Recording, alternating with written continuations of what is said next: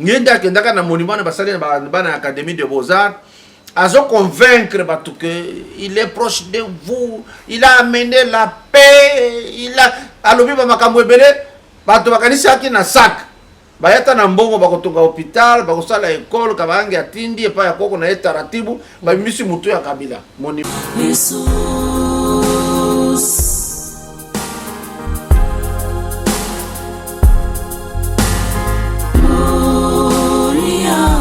action. Bolandi bolamu na bino bande comment surtout aussi bakwa ko na biso bosé tando eki abino bandako partout bozwa mina mokili mobimba na pototi ya na Congo na tombele bino bolandi bolamu susu pe na bino mbote na linga imokote na mukolomo lelo na li longo tope esengo kokuta na bino na mwana mboka oto bengi maître ngana benga ke maître mais maître attention maître de l'école maître azapera maître ya juriste maître azali maître ya ba fonction ebele mais autre biso surtout na Congo ya Tatoka Diombo mbote mwana mboka mbote Panthère Noire Gloria merci beaucoup Légué Ozobenga, ça me fait du plaisir vraiment merci mengaite eza ozana umte secteur du maître bapesaka walobaka na moto eloko ya li nango soki oza na moto nango bateko ya libongo te. C'est ça. Merci beaucoup. Ce sont vos qualités. Nango sans plus tarder na bande cette émission ekosepesa bino bana Congo taki kokanga penza otobengi le maître ya nyonso tout po bana ko talisa biso maimboka makoleka mai politique na mboka na biso Congo ekotungisa bena mitu ya bana mboka na mwa mlomba ngonga na biso penza ya lite toko yiba ngonga pamba teta na za mutamakambe bele émission ye ekosepesa Marie-Claire Chango sponsor officiel maman à Sephora pourquoi pas la grande combattante na Matadi Wasaka Tebiso surtout au Bunda Penza to comme à niveau et maman Brigitte Amato pourquoi pas les grands pour ne pas le grand pour ne pas mon vieux Varzino Mouteba balobi ceux qui bidoté to kokokate moi mboka lelo boy to mona ki mikolo mileki les acquis prestations à serment et à procureur général et akataki penza ndagi liboso ya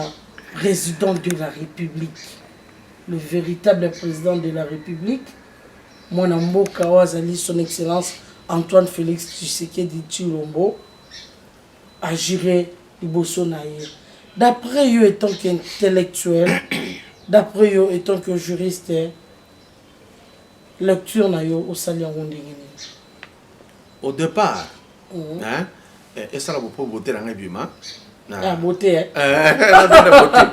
au départ papa Etienne Tshisekedi oya botaye aliaki makamote ya simbela Mobutu Manduki aboya Kabila le père akota asubele Manduki te sina rambo ayeko kota basimele Manduki te le fils le président Tshisekedi le fils akolongola China rambo Samunduki nangambo kuno bazomona neti ba professeur d'université nyoso bakende kokota po balia baolongola bango na pete na stylo litanga moko te ya makila ekweya na pete. Ici je voudrais dire na oyo procureur a prêté serment sikoyo masolo ebolukaka koyoka ebandiawa neti masolo ni Yuma Numbi Mabunda Banine parce que Batebele Bailunkamba déjà vous savez que ça le gouvernement sans informateur procédure les viciés et ça là que vous reprendre procédure. Ah bon? Oui, beaucoup de gens pensent qu'il y a eu violation de la Constitution. On n'a pas violé la Constitution. On n'a pas tout simplement respecté la procédure. Quelque part, il fallait avoir un informateur pour aboutir au formateur. Mais nabambangu oya FCC bakendeki batindiki tokemba moko na formateur ilunkamba au lieu to bandana informateur. Maintenant là kapate chebeti. Procureur général oyo près la cour constitutionnelle à Oboma ilunkamba ofanda. Gouvernement ekokweya. Maintenant tokoyeb saka vieux qui tengeyeuse conseiller au rang d'un premier ministre. Après, il y a le président Félix Tshisekedi. Hier, on a l'informateur. Donc, il y a un faut pas qu'on garage. Mais le moteur est limité. Parce que déjà, le moteur est limité. Il y a un moteur est limité. Déjà, dans la ville brequin, il y a 0,10. Ah, il continue 0,20. Moyen à continuer. Exactement. Yuma oye bakanisaka nyaka za premier ministre ya Kabila. Jekamine zo là. Le procureur wana a récupéré bango. Mais côté la dossier à Yuma nani comment il s'appelle le monsieur Ayuma a lobby soki basimbi yemoko Yuma tikola mkobi soki basimbi Alexis Tamumwamba yé vraiment à quoi attaquer tu éviter ligne à quoi attaquer. Ok, vous n'avez Henri Mova Sakana lobby, oh, Simba, bah pour attaquer, bah hôtel Misamo, au juste toujours comprendre moi, Tomi Kobanga, ah, caméra à la kaki moto, de qui juge Niani Kuna Koufi, bah on va voir hôtel Misamo, les autres ça la sont montés. Mova cher hôtel Misamo depuis quand? Parce que Gana Mova Toza batu ya comme ville moko. Toye baninga na e bien, na sina sala misala na e belé. Avant Yuma Koma, chef ya Jekamine. Baïba Jekamine wana na bato. Atele misaka mo ite. Atele misaka ka awa. Muyibi ya Yuma banigi basa misango. Est-ce que c'est normal? Lorsque on voudrait Mongo wana tango kozonga et pas ba mova na katanga. Mongo kusali sawa. Katanga te. Mais so les autres éléments que moi yeko tele mabaka nga muyibi te. Bakatange bango moko faut ba tele mat.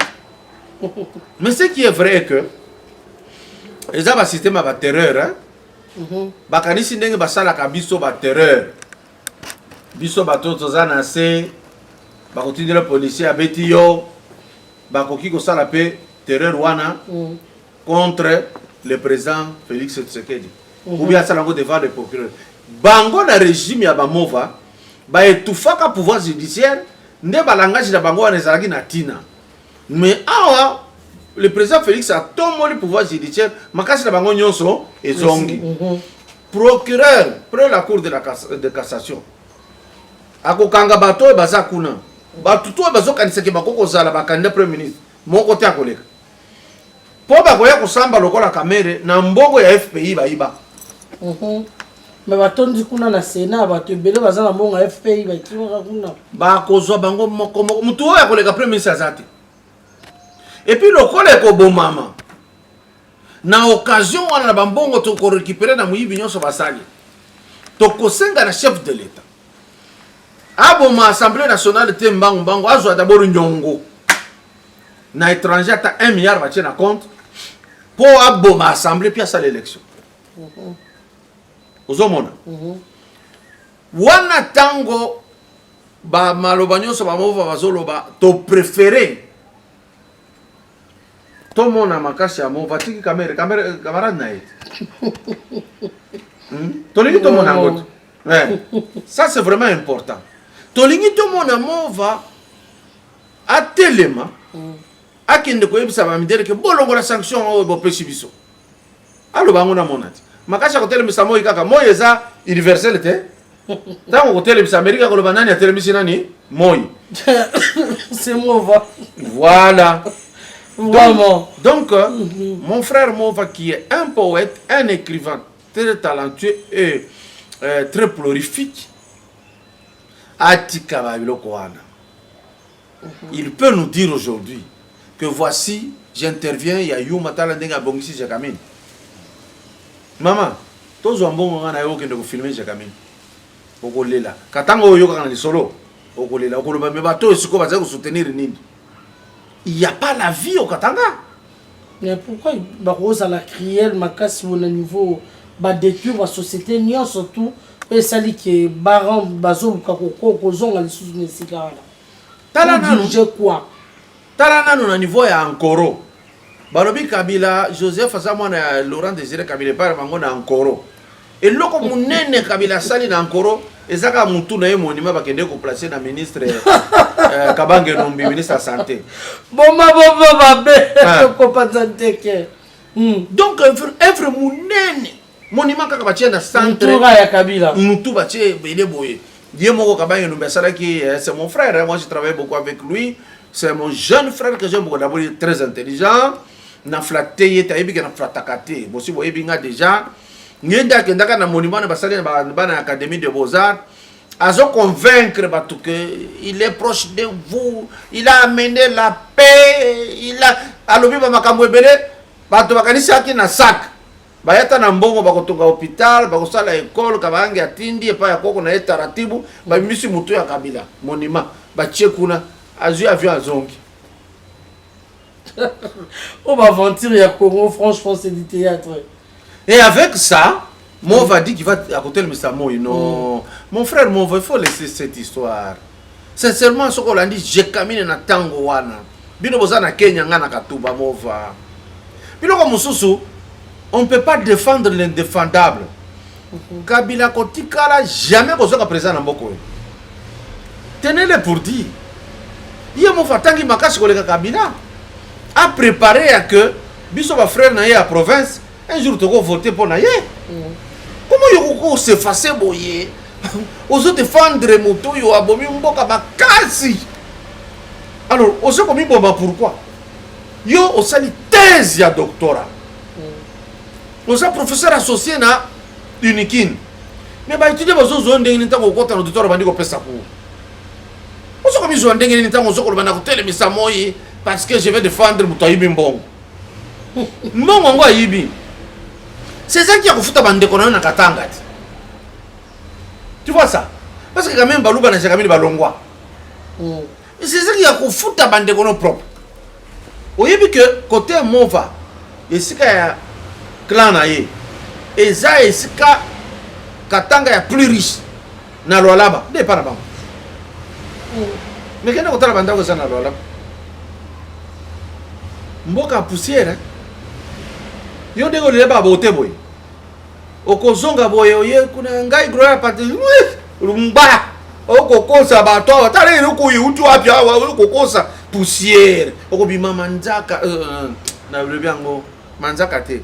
Na biango na lingala te Et bako finga parce que pas na biso na minéré wana. Na poussière, na malili. Et okata yo. Il fallait d'abord voir comment il faut que Lubumbashi devrait être la plus meilleure ville du Congo. Parce que Katanga, c'est la province la plus riche du Congo. Et si Kawana Maya comme les athées, c'est à peine que vous avez l'eau, pas d'électricité, de l'estage, ils ont belé, route ya malonga ezate, mais au moins tu vas boulevard ezao. Kuna ezate, na Katanga tito sombaka alimete utaka na Zambie. Fufu na Zambie, mafuta na Zambie, mais lui a coûté le message comme moi ndenge ata yo moko. So to kutana ndenge to kutana na parasar ko c'est mon frère. Prépare comme ta premier ministre un jour. Tu n'as pas étudié par hasard. Vraiment. Hein? Franchement, boye bakape bo défendre nini. Quand les gens lokola mutu, alizo chambanga mena orchestre la Tonya Tonya. Vraiment, vraiment, merci beaucoup, Tonton Manga. L'orchestre Tonya. Bon, vous mettez à concert, vous avez un disque. Attends, vous pouvez dire que vous avez un azate. Vraiment, maître, les grands maîtres de tout. Merci, Tokoko Balbasso, la biso maître. Par rapport à dossier chez Béa et Zongi, Bandeko, Balobi à VSV, la voix des sans-voix, Balobi, en tout cas, il faut que le président Fachi a l'ongola John Numbi en fonction wana ya inspecteur général ya FARDC parce que azali pembete azali mbindo makila ali na bosoto mingi na makambo ya shebe ya makila ya shebe ya pe ya filia bazana na nzoto na ye yo ko la lecture pe analyse dans des analyse c'est correct. C'était lui qui était l'inspecteur général de la police. C'est normal, Bagotou n'a qu'un chef. il peut donner les rapports corrects. Que c'est comme ça. Par rapport à Milambwe Oyo, Azo déclaré que dans le Sénégal, Lelo Azo na Belgique, Azo Singapour, Talobi, Nazo Gana Samba. Mais c'est qui va protéger. Qu'est-ce qui se passe? Regardez caméra na Kosamba, ça muke naza dirika. Il y a un ganga qui n'a pas vu président Félix Longoria qui dirika. Encore Mutupamba, pour utiliser phrase wana trop. C'est normal que na rang ya John Numbi. Na phare d'essai. Et ça ramune Kabila Tchake wana par hasard. Je n'ai jamais vu au monde un policier devenir un militaire en cours. Mais ça mina Kabila. Ajoute un militaire à tenir la police. C'est exprès. Sans formation. Sans formation aucune.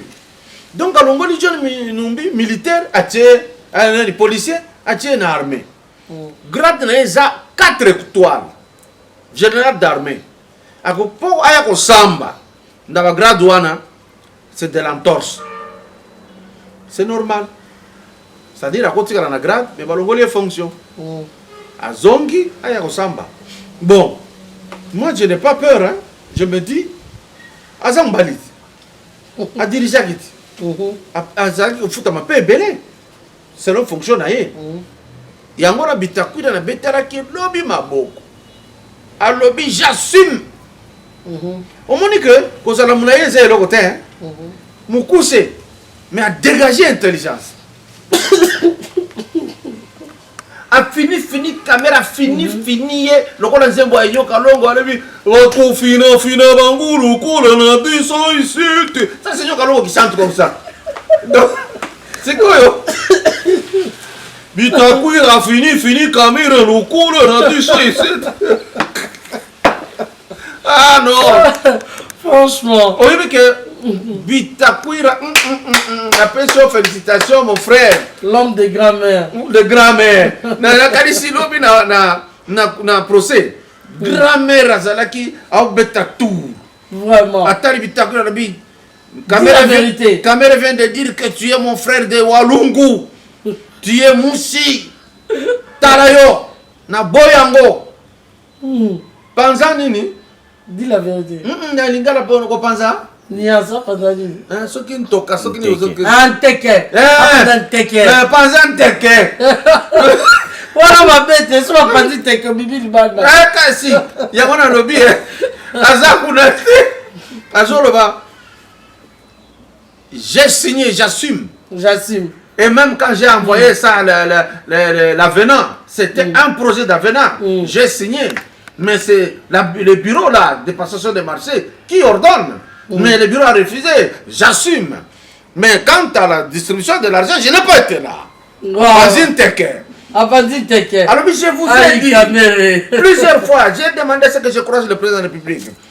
Il a refusé que je passe. Il ne voulait pas m'écouter parce que je suis de petite taille. Mais n'a pas dit Teke. Vraiment. Ouais. Vraiment, ah, Kamere, poto sur l'appel solo ya ngoya Kamere, maître yo aux agiristes aux amaïle mingi na benga remettre parce que aux maître formateur, aux maître marambebele. Maître Ebisangaï étant que juriste, comment na esame la Kamere yo mon ndengeni. Donc, dès le départ, Kamere a commis de bavures qui coûtent cher. Quand tu commences à dire, par devant le tribunal, je suis intellectuel, nous n'allons pas donner l'impression comme si on venait amuser la galerie. Ah, c'était trop fort. Vous voyez, niveau, il y a Batouana, Bafandiwana, Antoge, Bazo amuser la galerie. Ni n'est-il qui a phrase ya boy. 1, 2. C'est d'abord que le phrase et ça peut outrage, hein? Et ça outrage au tribunal. Mais balinga il faut exploiter en côté parce que juge Yane, c'était lui le premier formateur en stage. Dans le tribunal de grande instance. Juge Yane. C'est ainsi à Souka Tokende qui n'a pas Makala en formation. Azanaka très réservé, mais très percutant. À côté qu'elle a eu tant au vovu. C'est comme ça qu'il faisait quand même. a changé juste synonyme. A tchekaka. Tu qu'on répond. Kamere a fait une bêtise de dire que je ne connais pas Jamal. Jamal dit je ne connais pas Kamere. Les deux escrocs. Quand on arrive, les lots Oyo. Balobi. Et puis, dans ma photo, il dit mais moi, je prends des photos avec des gens, je ne peux pas savoir c'est qui. Tu as pris la photo avec Jamal. Est-ce que tu vois Jamal na âge na ye, na richesse ya zakanaye, a senga photo na caméra? N'importe quoi. On dit n'importe quoi. Jamal à la rigueur, quand on senga nga photo na sa star, caméra non. Ako ko senga photo na Jibin Piana, na sa star, caméra non. Mais il dit que wakanga qui peut-être photo boya senga ki. Mais où? Et à quelle circonstance? Kamera c'est que concert ndé a sepele yeko Jamela Zobina parce que na moni quand même ba Zobina kum oya inosbi soki nini bayeba kaware kum dani soki dani o saliero côté mais ce qu'on est ba beta tuku kata bakena ngamo Jamela ko bina atsengi photo na inosbi mais yo ka te arandi bota kabiri yebo yo le grand problème qui bois mais quand ça c'est instant et l'autre côté c'est que beauté na e parfois pour la profil et ça est décoré bino baba songer alors maintenant aujourd'hui là il est en train de répondre à la question que Jamal a été reçu par mes experts. Mais yo lobaki que oyebi yete. Le lobby yo yambaki yete ba yambaki na ba expert. C'est que oyebi yete. Alors le contrat là a été signé par les experts ou pas na yo? Mais yo na tinjo ko négocier ko signer contrat. C'est ça le problème. Ba koye la contrat ngai ndé na ko tia signature. Yo discuter ba clause. Le contrat n'est ça la intermédiaire toi ils à la fin. Intermédiaire à quoi traiter conseil comme mon conseiller juridique. Je suis en train de l'attendre ici. Ngai atako ndenge naza juriste. Ba contrat nanga c'est pas moi qui discute. J'ai un juriste, maître Kitenge Tsumbu. Il est en train de venir. Lui a discuté tout. Il a présenté ngai, avant de signer. Na bandi kotanga ngo titi na bité maître awa na sepelité. Quand on discute na bango, ok, na souka nyonso, c'est moi qui signe. Pour signer, j'ai lu. Et quand après la lecture, j'ai accepté. Donc le problème qu'il y a là, oyo déjà la kisi, bako kangeka. Au moment où on a tandabilo quoi. Et puis, Kamere de temps en temps quand on lui pose une question, à répondre à la question on a dit.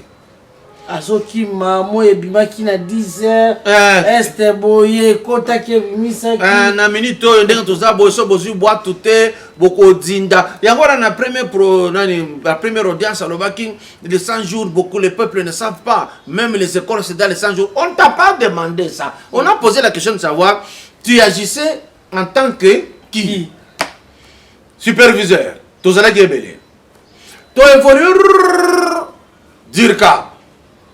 Vous voyez? Maintenant, tu étais superviseur ou dirkab? Ou tu étais les deux? Ainsi, vous verrez les bâtonniers Koko Kayou de dire. Il est intervenu comme superviseur dirkab. Un dirkab est chef de tous. On a écouté ici, je crois que c'est M. Kazadi. Oh, il y a un coordonnateur, il y a 100 jours. À Lobby, il était notre chef. Et nous, on lui faisait rapport. Mais nous, notre travail était d'aller contrôler l'ouvrage. A expliqué même que je n'ai jamais participé à la réunion Itali Mbongo, Otali Nini, parce qu'il faut exclure. Tu vois? Alors, dans un procès, tant aux Samba, surtout au pénal là où ils sont, ils sont très dangereux, très risquants. Na makamozo bimsana mnoko. Na civil, ils sont simples. Ba avocat no ba Samba ibele. Mais na pénal, yo semble belé. Orgueil, ça belé na prétention à caméra. Trop, vraiment arrogant. Ah. Alors, il y a ça peut-être que. Azo salango pourquoi? Pour population, ils ont bien pacificateur, ceci. Et zoé le col à innocent, à dedans. Tu vois? Faiseur de roi, faiseur de mi. Voilà. Aujourd'hui, le gouverneur de la banque passe, Moutongo, de grâce. Il dit, Ngai, ministre de la finance, soki alobika bimisa mbongo, na bimis, na kolandela te na yebeke, wapi. Banco ezozo mbongo. Et retourne à kabiso rapport par l'internet et comme tokotanga ndenge ezali. Kone kei comptable ya kozwa akolandela mbongo wana. Kamera sur oh je suis un homme très heureux aujourd'hui.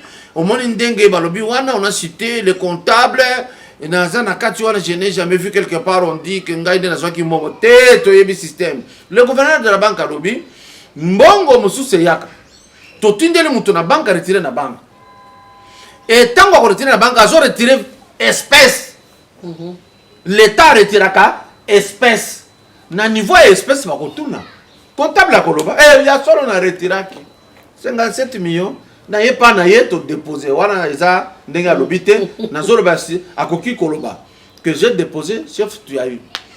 Parce qu'il dit ça. Mouima, le tout premier à être entendu dans le premier procès et dans la première audience. Il a dit oui, après 1,5 million, na kende ko détourner biloko na Dar es Salaam. Au salaki et na salaki. Au étudiant mon étudiant qui nous document ya yango. Qui t'a envoyé arbi Kamel. Lui il croit que si tu envoies c'est fini. Tu n'es pas concerné. Et puis t'as l'indéga zo kende comment bon, quand le chef de l'État il a ordonné une fois, ça allait dans 100 jours. Paie sans rapport. 100 jours et ça limité. Puis là, on se dit à côté les mains. Et télémindengue nini. On a fait des contrôles. Rappelez-vous, na Teimans, niveau yara banque. Kamera de Komaki Mukanda va changer compte. Je pense que le besoin innocent na nini. Oh moni, jusque là quand on est en train d'expliquer, on ne montre pas dans le moment mon côté ici quand bongo et kende ke côté na banque nangai. C'est simple. Bongo ko bima dur, en dur, espèce. Ozu yango de yo moko tia na banque na banque na yo ba kotuna awa tomoni mouvement ekotaki yo moko versaki 5 millions ozwaki yango wapi c'est tout. Lui il croit qu'il paye ça paie comme ça. C'est ça du point de vue juridique. On ne conclut pas, mais les éléments en place na manière yo prévenu caméra zoko samba jusque là il est dedans. Même Jamel il est dedans. Il est en train de jeter sur ses enfants, il croit en être échappé. Il ne peut pas échapper à ça. Vous voyez, il y a des documents antidatés, il y a des mouvements de banque qui échappent au contrôle du fisc. Il y a beaucoup de choses dans ce sens-là. Jusque là, maman Panther, ce qui bakangete aux Panther aux alachats. D'abord, on a c'est obligé. C'est obligé. Voilà. C'est dans 5 ans. Voilà. Vous voyez? Et dire un autre élément. Pour montrer que Ayebi ko sambate. Kamere dit, tu connais Soraya? Ah oui, c'est ma fille. Mais on est en arrogance. Oui, c'est ma fille. Oui, c'est ma fille. Ouais. Et dans le moment où j'y vais, puis en Espagne, il y a Saline. Qui est censé appeler Soraya ma fille? Jibin Piana. C'est son père, non? Oui, biologique. Kamera allait dire c'est ma belle fille. Un intellectuel. Voilà. Na kosamba na bazuzi, dès que tu dis ma fille, bango va comprendre ma fille par la relation de filiation. Que obota ye. Bako sambi sa na likambo Soraya kaka na ligne wana ke obota ye. Mokoloji bako tele malobi usurpation d'identité de paternité na fundi yo. Hein? Ou bien mon épouse m'avait menti que Soraya saki mwana nangai. Nous voulons voir que dans cette histoire. Au monde les erreurs, il y a Katoy. Français Belé. Français Belé. Et Bomissier. Ah, esthétique bon vélo et le va c'est quoi?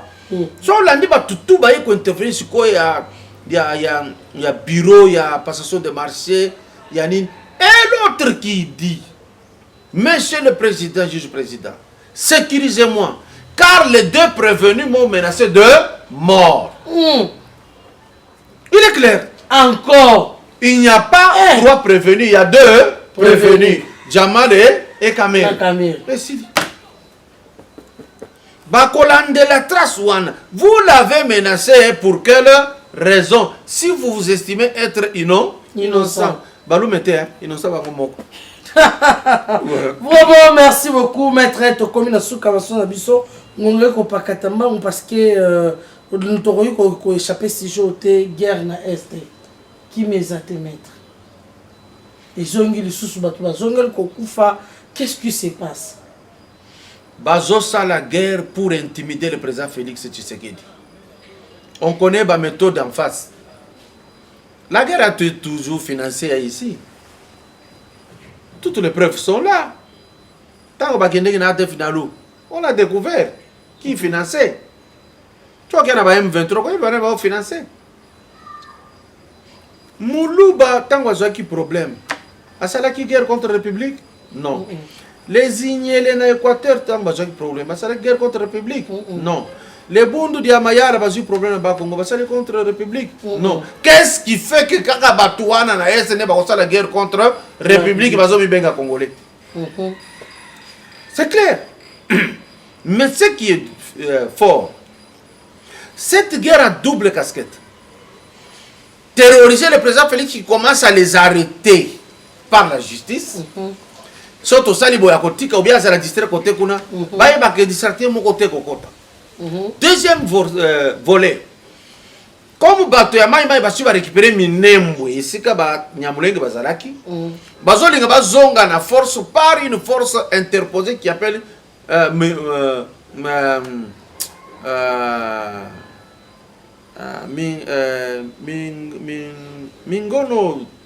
Mingomo, je crois, hein, bon, na prononcé peut-être mal. Mingomo, Miningo, Togoya Koluka, rebelle wana. Bazali Kolukande, positionnement ya Minembo et Barate, bazonga kaka. Parce que plan na bango, eza kokanga Minembo kanga Tanganyika. Na Tanganyika na bafandi calme avec le gouverneur Zoé, qui le met, ah oui. C'est clair. Excusez-moi, mais ce qui est vrai, quand FCC Kanisaka Baza Mayele, Baza infiltré Kala, Ata Basali réunion assez à Maï, Kabila Kotika la Koye Baté que Nanya Zanaye. Les Congolais sont réunis. Au Kolandanga bien à Finga Bangala Mingite, Bao Baza Pemeni à présent. Parce qu'il y a un rapport. Nous avons une stratégie. Alinga iba ibio comprendre. Alinga bongisi pe comprendre. Beaucoup de gens qui sont là dans la FCC, bakende qui te soutenir yé. Ba soutenir na maloba. Na se moto zopela. Les Congolais sont déterminés à récupérer leur pays. Vraiment. Ça c'est clair, il faut retenir ça. Na lobi yango eko sala pe lo côté ba koyeba te ke za nani. Pondenge na zoro ba pe ba yebi te ke za nani. Ba ko sala terrain ndenge balingi. On ne lit pas les signes du temps. Moi j'avais fait une émission pour dire Kabila ko sala l'intelligence un jour. C'est kaka na fachi. Papa, fongola frontière ndenge de Dubai ko fan. Aux humeurs olive. Au tien avion. Boké na bana na bino. So la ndeli bato ya kotika poso. Parce que ne rêvez pas. Les Mungala à Tomboka qui ils ont tiré sur le général Mayele, leur propre frère. Ça il faut se le mettre dans la tête. Qui n'oublie pas que José Makila ça mutaliboso le baki Kabila za congolais. Mais bazar ekuna. Ya kanisa bafandi pour le plaisir. Yo pe ozolo ozoli ngana lo baba makamo baya ko luka ngai. Oh, eza question tenga na personne miko ko lo poto kaka Là, José Makila Bimbi Sarabi, avec un bololé à la voice. Moto sota ali dans route. Maramo, on a son cause. Na rappelé kaka. C'est ça rappel. Pour qu'on a le rappel. Mais ndenge Makila fukamela ka Kabila na aéroport. Ha. Mukongone ka sala ba ko ko tia libende a drapeau ba telemi drapeau. Maintenant obi là on moko tu ko ba mettre Keba la président Fachi a dissoudre l'Assemblée quitté. Ah, tout le monde l'Assemblée nationale a décidé mise en place. Il y a un calendrier pour nous élire remplaçant Jean-Marc Aboul. Ça le plutôt pour dans le quelque part ça la désordre après aux appels aux ana mon corps membre et à cadre UDPS. Pour que le bani n'a makambo koleka. Ici, ce que je venais de dire pour Makila, c'était pour rire, hein, pour dire qu'il y a une stratégie. Ndanga kumbama ki boye ata Makila te Kabila emoka loba na bonoko na yeke na sana 15 personnes na malunga te pembe nanga ça veut dire ayeba ki Kongola lingana na yete donc Kongola pour se ne rapport au flatter c'est loko na biso on n'a pas le choix donc ya boto biso sac à farine aboke la biso mikate moko le la boke no mikate mo bo le la robino nyonso to bon nous to approcher to lukata biso to dia mikate ne ba Congolais ba sala ke le ko le rena. Et bon, c'est ça. Parce que José Makila est belé bako finga indenge balingi. Aolia Kabila na pété. Ata Makila te basé belé. Kasi na balingi na bakoye Kabila te. Ba belé. Alors, ba ça la élection pour remplacer Jean-Marc Kabound. Et am ça la punda. Ngana poser une question d'émission ngai. Qui est-ce que vous croyez que ce qui a remplacé Jean-Marc Kabunda comme ça les locaux dans l'Assemblée? J'ai même dit que Bako soit professeur Mbata, il est très intelligent, il est très outillé. Mais Bako c'est un niveau. Chaque dossier attaque à l'objet droit à Ndengeni. Bako le bateau qui est dans la vote. Les stratégies à peu perdre. Argument à Hazan en côté. Bako qui est vote, qui sont pour, qui sont contre. Bako nyos. Au comment à quel point de vue on peut sa professeur Mbata? Et au quoi? Je conseille au professeur Mbata de ne pas oser remplacer Jean-Marc Kabound pour ne pas humilier parce que à la banalise à sala na vie contre Bambongo bako futa yo mais makambo bako sala yo bako kitisa yo a éviter bango aluka au contraire a comme dire kabi ya président Félix wana zaka ngambu na bango mais ce qui a comme une place il y a Jean-Marc Azara nous jeunes, Jean-Marc a supporté Bakou à Messana Bakou, professeur Batasala a marché, Babeta était, à Messana Mondouanati. Mais ce qui a que, pour saboter, parce qu'Azaki Koko et Samana banalise le niveau à l'icolo Makasi. Ce qui a Koti, pour saboter Makasi. À comprendre que l'on a ABC. À Luka côté Moussous. Ou bien tant qu'on va dissoudre l'Assemblée. Ce qui va disponibiliser un bon à l'élection, en ce moment-là, il va se retrouver. Si pas Dirkab, il y a chef de l'État, peut-être chef de l'État, le professeur Eberant, a commis Dirkab, full, à ce professeur Mbata, à qui est soit ministre de la Justice, soit Nini, tu vois, il va se retrouver. Pour Nangaï Mbata, professeur, papa, quand on a précédé. Tika kaka bato ayi DPS songolo bako ta place wana et puis bako tuna bango depuis bokota nini bosali bolongola ki Kabound traître bokoti boloba ki incompétent bokota botuna Bruno Tshibala yebisa bino ce que signifie vivre avec FCC. Il a fait ça hein? Ce n'est pas parce que Bruno était moins intelligent parce que système ya batouana o matokita o kosila lokumu na loposo lokola mbongo akala Sami wadi banga était allé là suite humiliation modèle voilà vous voyez ça Nzambe au moment où José Makila angume melaki Kabila c'est ce qu'ils aiment faire. Jean-Marc Kabound ba longola parce que ba yebonde la ki makasi asenga bolimbi c'est la micro jamais never. Aboyaki na motema moko ne balo ya humilier biso. Ah mais oui, c'est un vrai compatriote Jean-Marc, coup de chapeau. Chapeau vraiment ngwana.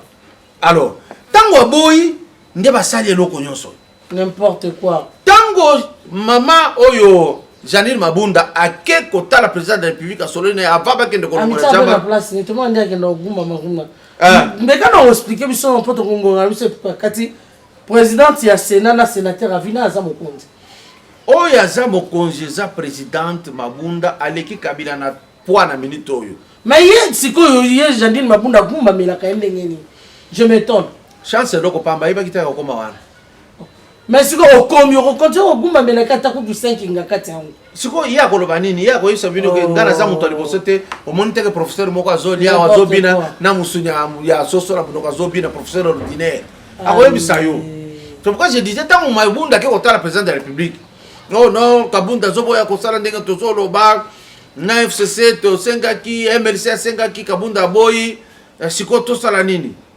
président Félix Atali Mabunda lobi hein oyo bolingi kosala bosala yango ndebo ya kataki Mabunda telemi qu'est-ce qu'il faut faire autorité morale lobaki bolongola ya zo gêner ngai basali balongoli le président Félix Azama yele atako azosala biso pasi na kotele kolekende malembe na wana siko biso na nzala to putindika yango na tindika bato mais ngapo na ngai mettre na monaki aza réincarné c'est pas papa ni eza katini oyebi ngana monaki yango boneti esprit ya kondo etene ya Sphinx il a ta nan président Fachi on a vu vérité nazo biso mo to beta ba calcul ba a ya beta lo mo b et puis tout le côté zoba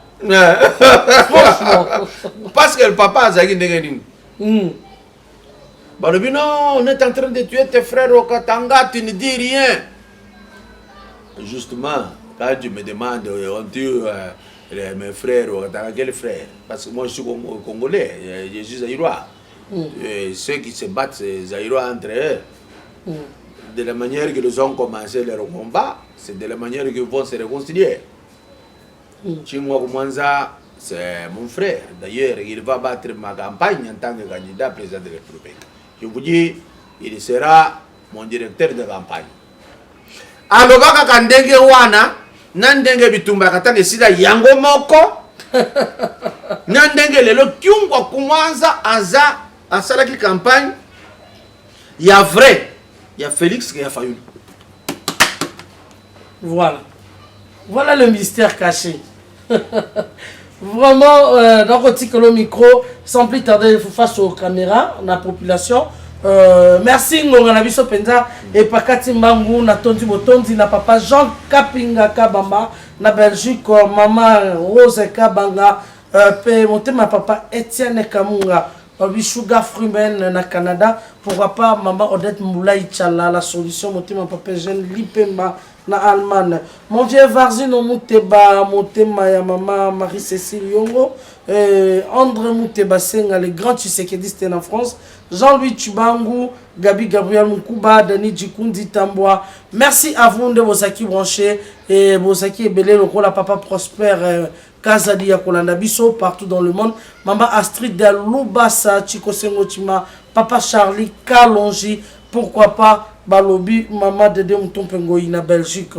Papa na biso micro yango face au peuple ni no koloba na population comme conseil parce que ba ko comprendre te président Fachi ni no koloba na bango pe momba ni auto kombi pona population azala kimia pa kotelela comme ça mon konzamboka confiance poto koka kobikisa Congo na biso ezali musala kaka ya président Félix ye moko te faux toza la peuple moko aza esprit lokola ba burkinabé tango ba telemaki ensemble Blaise Compaoré aza na Côte d'Ivoire asombaka mikate na secret zolia na terrasse ete abino merci beaucoup ete JC Balobi des océans JC Kaboué en Afrique du Sud ete abino des océans maman Brigitte Ambato Longoni maman merci na yo na mosala kitoko kosala merci na Taylor Mulumba et azami na montage pe na give les grands caméramans to kutani mbala sima oekoya